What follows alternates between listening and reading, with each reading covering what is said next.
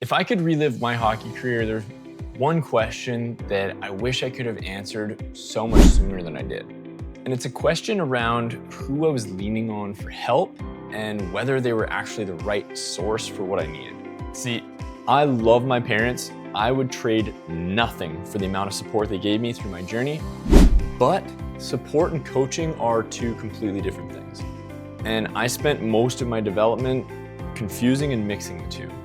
Now, today I want to talk about what that might have cost me, what I wish I had known, and what I think that means for the athletes and families who are watching this right now. Growing up, I was always close to home. My parents were at every game. They were fully in my corner. My mom would take off work early to make sure that I could get to practice after school on time. 100% support, no questions asked. It was never on my mind that they weren't supportive. Their belief was unconditional for me, and that's something that I think needs to be shared before going into this, because that foundation mattered more than I can put into words.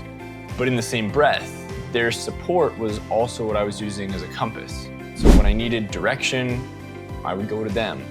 When I needed feedback, I would go to them. When I needed clarity on my next steps, I would go to them. And from their position of support, they always wanted to try and have an answer for me, even if they didn't know what that answer was, simply because they loved me and they wanted to help.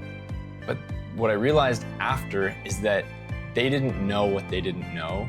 And despite them telling me that throughout, that they'd never been through it before, they didn't really know what the right path was, that because I didn't know either and I trusted them, I really just leaned on them for support. So we got to a place where they always wanted to have an answer for me because they loved me and they wanted to support me. I would always go to them because I found, comfort in their support, but we were both ignorant to the fact that we didn't really know what we were doing. We didn't know even how to find that help.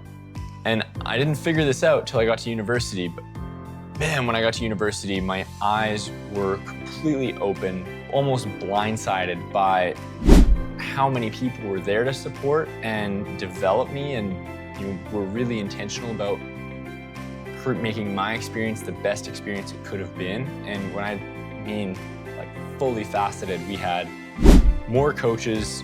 We had 4 or 5 coaches pretty much at any given time between practices and games. We had more access to better quality video at all times. We had a full staff of strength and conditioning coaches, athletic therapists, and recovery staff, like massage, chiro. We had a team, we had doctors, we had tutors, we had access to therapists and counselors, and it completely shattered my belief of how much I had relied on my parents for all of that. And it made me realize that, yes, they loved it because it was a chance for them to support. I was forcing them to wear hats that they weren't necessarily equipped to wear. And it wasn't really fair to them.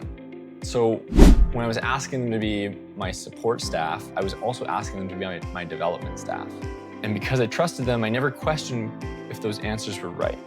But now I look back and I wonder if I had that realization at 15 instead of 21, I always wonder how things may have been different. And I don't say that from a place of not being grateful. I love how my career turned out. I'm so grateful for all of the experience and opportunity. But it's still an open loop that keeps me curious. And the reason that I'm sharing this today is because, first, I want parents who are watching this to know that your support is irreplaceable.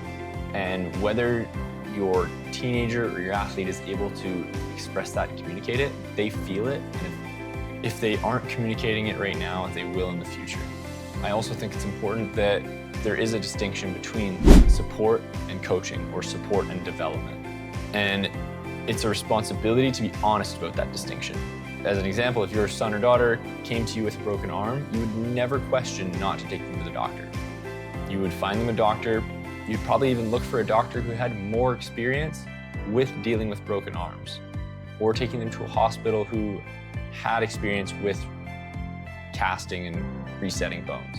Athletic development and player development works very much in the same way. So wanting to be the best for your kid and being equipped to deliver the best for them may not be the same things. And unfortunately, trying to close that gap is where development gets lost. Now on the flip side, the athletes who I've coached who make the most progress and the quickest progress are also the athletes whose parents have this well figured out. They support at every game, whether they're there live or watching on video. They're loudest in the stands if that's what their player wants. They're always upbeat and positive about the game and the development and the things that are going on in their life. Full support, no questions asked. They're also the first ones who look to see where internally where they fall short and where their players' development may be capped by the things they don't know. And when you figure that out, that combination and that distinction makes players unstoppable. And this is something that, as I said, I didn't figure out until later in my career. And I want to share it because if you're watching this, there's a good chance that you can still do something about it. Your player has a window, and that window is likely smaller than it feels because it's hard to feel it till it's already being close to closed. So the question that I want to ask is not around support, but more around development of how big is the gap between your support and your development? How are you blending that together, knowingly or unknowingly right now? So if this landed for you, I'd love for you to hit subscribe. I put out videos like this every week to try and help more athletes, more parents develop into, of course, better ice hockey players, better ball hockey players, but also better leaders.